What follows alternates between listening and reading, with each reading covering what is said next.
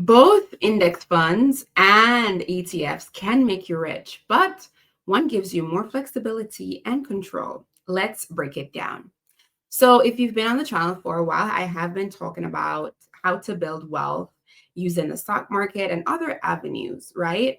And so today we're going to dive into index funds and ETFs. These sound very similar and they do have a lot of similarities, but a lot of times you may get wrapped up on which one should I use and what's the difference really? To be honest with you, for a long time, I didn't know what the difference between these two things were.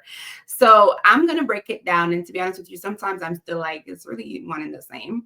But there are slight differences that you may be find more helpful than the other so that you can put this on your portfolio. So of course, they are really great ways to diversify your portfolio in the sense where it reduces risk, right? When you buy either or.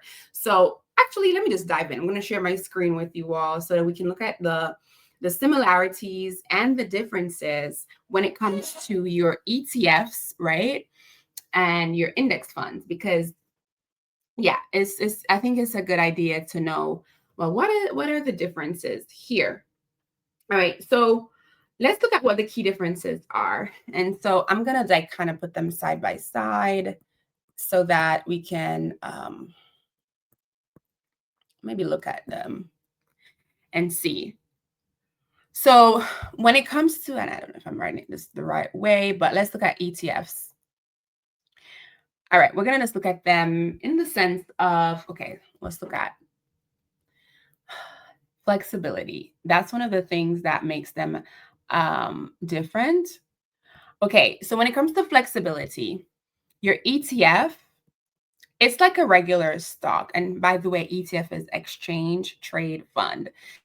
All right. So it's like a regular stock. And so you can trade it on the stock market regularly, and buy it whenever in and out for the day. So it's like a typical stock on the stock market. On the other hand, when it comes to your index fund, and I'm going to put index for short. Yeah, when it comes to your index fund, this you can only trade once per day, right? And so this means that you can only trade it once per day once the market closes. That's when you can go in and buy it, whatever the price is for that day. And so if you're a person who, let's say you prefer to like be in the stock market and you prefer to like, do your trading, watching the prices and stuff like that, then ETF is going to be your best bet. But if you're like me, you don't have time to watch the market that often. And so you just want to set it and forget it. The index fund might be a better bet for you. Okay. Now let's continue on. All right. So that's the flexibility piece of it. Next, we have let's say minimum investment fees. Let's put it that way. Okay, so minimum either investment fees. And I don't know that I'm using the best of my space here. Okay, now when it comes to fees, to be honest with you, I believe most of them, well, all of them may have some fees associated with them, but some may be lower. So when it comes to the ETF, your ETF, well, both of them have what we call an expense ratio. And so when we think about it, it's a fund. And so someone manages the fund. Okay. And so essentially, when it comes to the fund and managing it, people are going to want their piece of the pie. So there's going to be a fee associated with the fund. And so when it comes to your ETF, right, it's usually a low fee because it's usually cheaper. A low fee, we call it the expense ratio, usually low fees. And also you might not be prompted to have what we call a minimum, but you have to buy the shares, but it may not be required, right? May not need minimum. Because you can also, for some brokerage accounts, you can also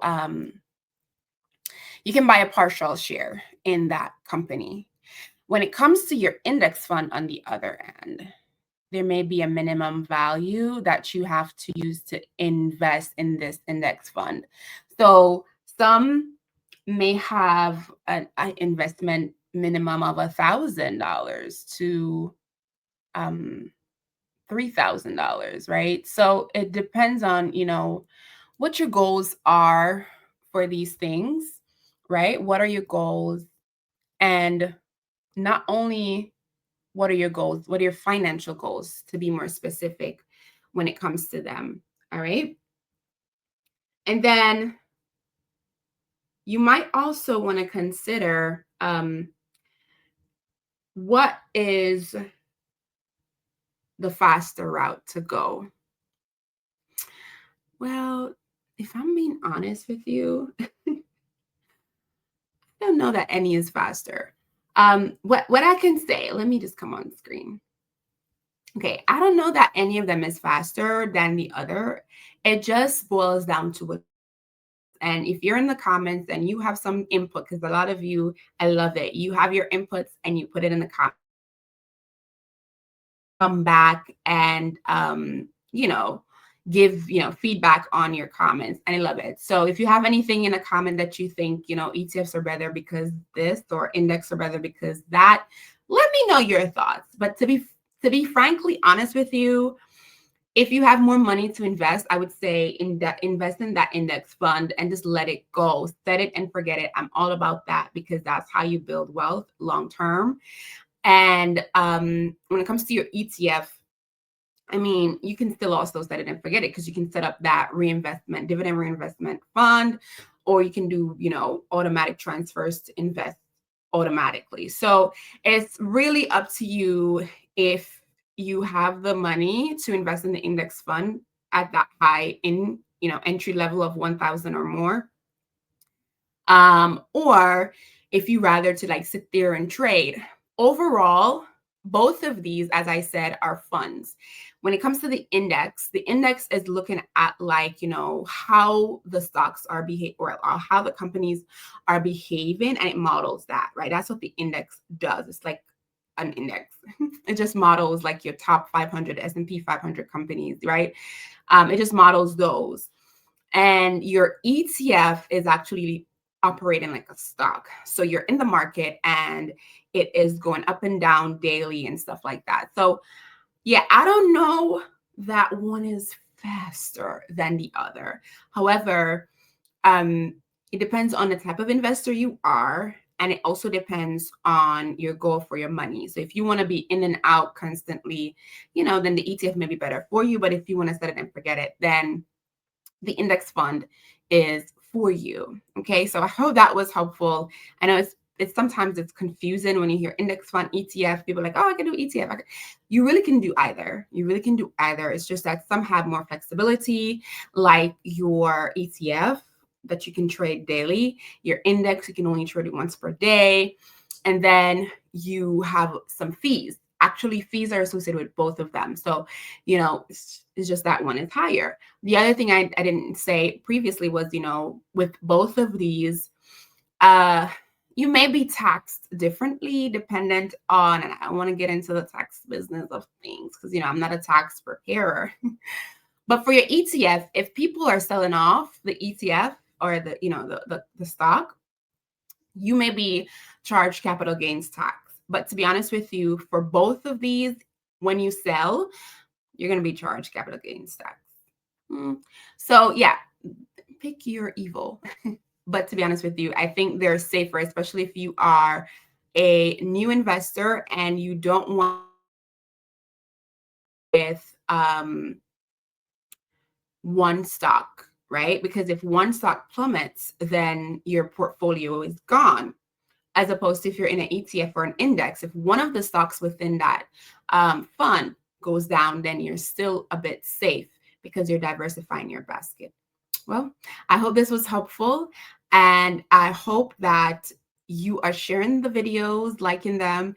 And of course, if this is your first time to this channel, do subscribe so that you can get all the videos once I post them weekly.